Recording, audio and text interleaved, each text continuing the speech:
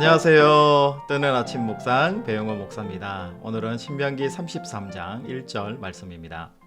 하나님의 사람 모세가 죽기 전에 이스라엘 자손을 위하여 축복함이 이러하니라. 아멘.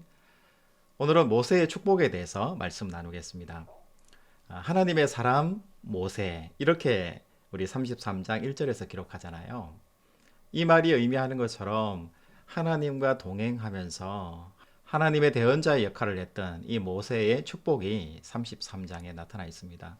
정말 헤아림으로 한 지파 한 지파를 묵상하며 생각하며 하나님 앞에 어떤 존재로서 그동안 이 지파가 서왔는가를 알 수 있을 정도로 상세하게 아주 세밀하게 축복하고 정말 진심을 다해서 축복하는 모습을 알 수가 있습니다.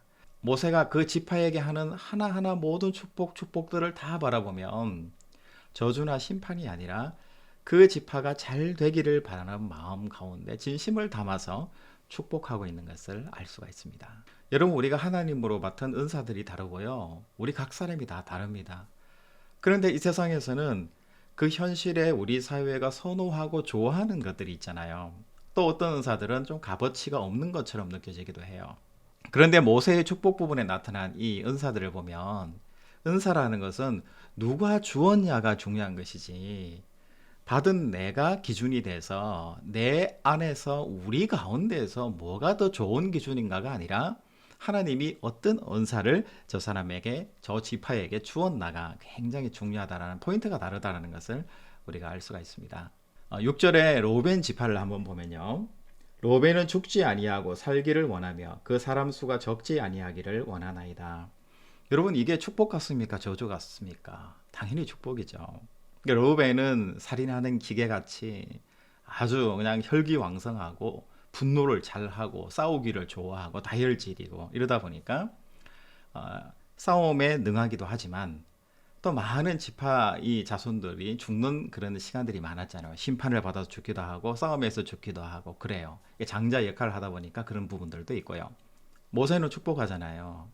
로벤 지파가 판단을 잘하고 리더들이 하나님 앞에 잘 세워져서 그 지파 수가 줄어들지 않고 늘어나고 많아지기를 지금 축복하고 있는 거예요. 그리고 8절 말씀에 보면 레위 지파가 나옵니다. 레위에 대하여는 일러스되 주의 둠밈과 우림이 주의 경건한 자에게 있도다. 주께서 그를 마사에서 시험하시고 머리바 물가에서 그와 다투셨도다. 여러분, 레위 지파는 제사장 지파잖아요. 크게 금송아지 사건이라든지 아니면 마사 무리바 이 다툼의 사건 때문에 하나님이 진노하시고 많은 사람들이 죽임을 당하는 그런 사건들이 있었잖아요. 그 사건 중심에 하나님의 역할을 하는, 대신하는 역할을 했던 사람들이 레위 지파였어요.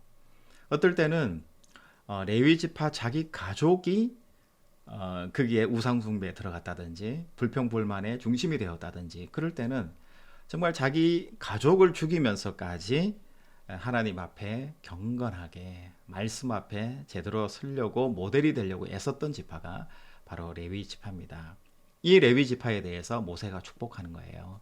주의 우림과 둠밈, 하나님의 말씀이 이 지파를 영원토록 이끌어 나가기를 축복하고 있습니다. 저는 많은 이스라엘 지파의 축복 중에서도 특별히 16절의 요셉에 관련된 이 축복이 제 마음속에 좀 왔던 것 같아요. 우리 16절 말씀에 보니까 땅의 선물과 거기에 충만한 것과 가시떨기 가운데에 계시던 이의 은혜로 말미암아 복이 요셉의 머리에 그의 형제 중 구별한 자의 정수리에 임할지로다. 여기 보니까 가시떨기 나무 가운데 계셨던 그 은혜라고 이야기하잖아요.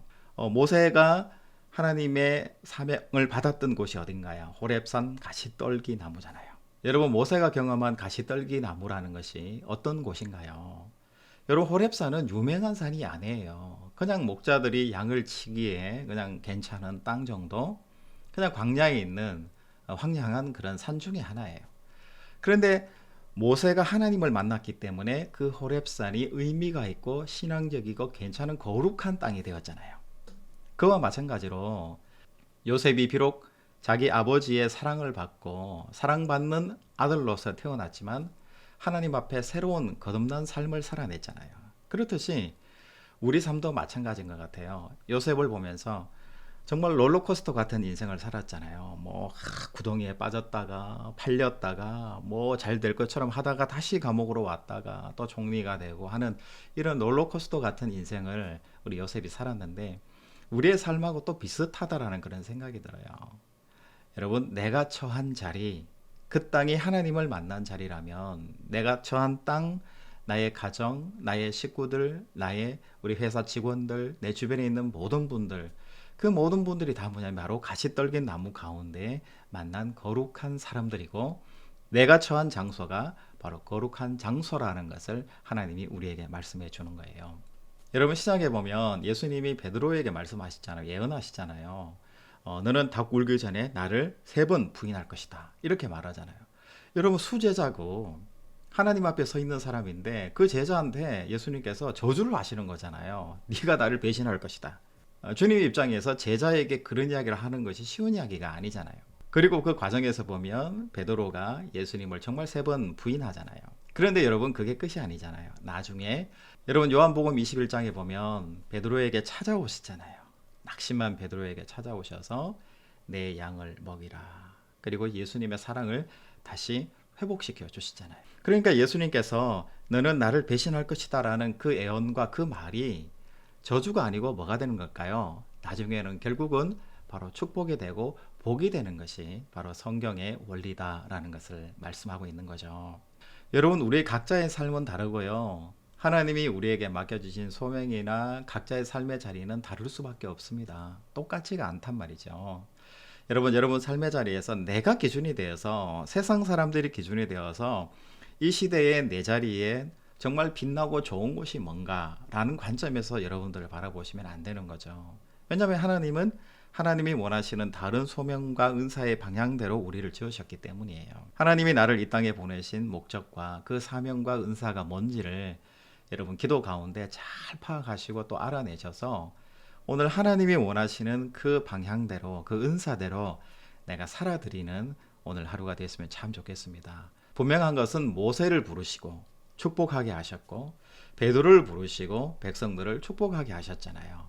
여러분들은 바로 하나님께서 부르셔서 이 땅에 복을 전하게 하시기 위해서 부르셨다라는 것은 최소한 확실하다는 사실을 여러분 기억하시고 내가 복덩어리고 내가 하나님 앞에서 거룩한 자녀다라는 이 긍정의 의식들, 마음의 의식들, 또 자랑스러움을 여러분 잊지 마시고 담대하게 오늘 하루를 살아내시는 이 하루가 되시기를 주님의 이름으로 축복합니다. 여러분, 내일 또 뵙겠습니다. 샬롬.